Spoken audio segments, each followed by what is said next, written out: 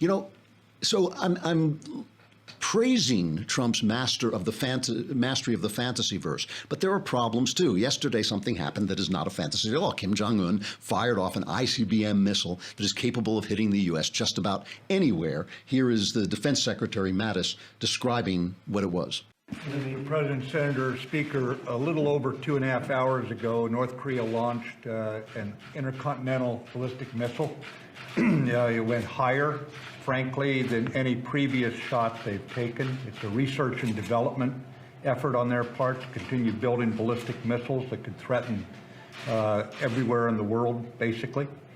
And in response, the South Koreans have fired some pinpoint missiles out into the water to make certain North Korea understands that they could be taken under fire by our ally.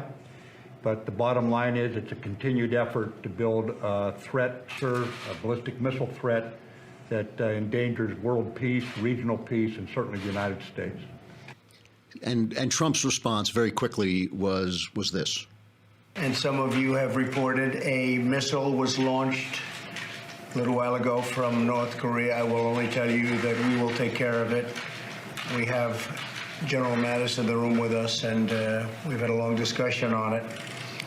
It is a situation that we will handle.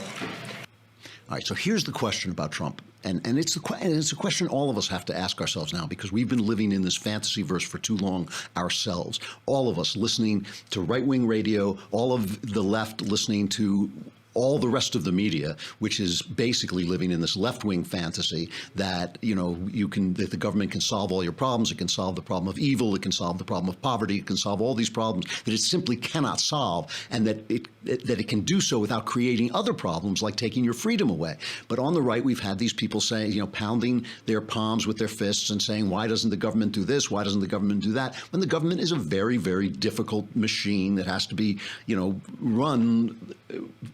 It has to be run from the inside, sometimes making all kinds of compromises. And it's easy to sit and scream into a microphone that you can't compromise when you have to compromise. So Trump is a master of the fantasy verse, but the question remains, will his mastery of the fantasy verse get in the way of his mastery of reality? And here's how that could happen. If, in all these tweets, he so offends senators that he can't get anything passed. That is one way that it happened. I don't think, for instance, John McCain is going to vote for any tax cut anywhere, ever. I don't think he's going to vote for anything. I think he wants to go to his grave, basically, which is where, obviously, I hate to say it, but that's where he's headed right now. He's very sick and he's very old. He wants to go to his grave. Just basically the last thing he wants you to see above the ground is his finger sticking at Donald Trump. And he ain't voting for anything that Trump is going to do. And Trump has not done anything to make that work. So in foreign policy, Walter Russell Mead wrote a great piece about this in the Wall Street Journal yesterday. In foreign policy, Donald Trump has done a very, very realistic and important thing.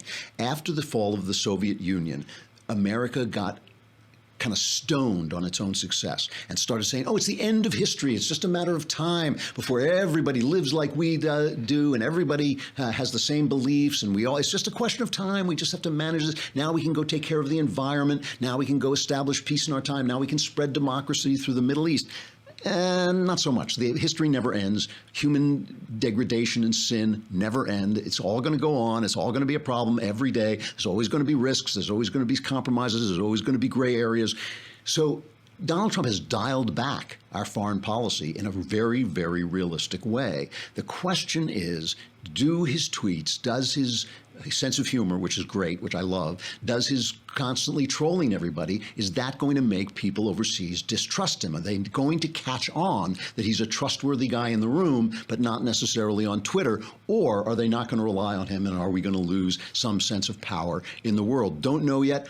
North Korea is going to be his biggest test. He has been trolling this little psychopath over there, this fat little psychopath, and he has been talking to the Chinese. He sent out a tweet today saying, I just spoke to President Xi Jinping of China concerning the provocative actions of North Korea. Additional major sanctions will be imposed on North Korea today. The situation will be handled. But we know North Korea is the most sanctioned country on earth.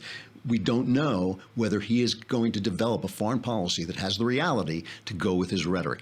It is an amazing thing what Trump has done. He is a reality TV star, and he has mastered the media. He really has. What he is doing is a kind of genius. I'm not saying I like it all the time, but it is a kind of genius. The question is, does he know the difference? Does he know where reality begins? And we will find out.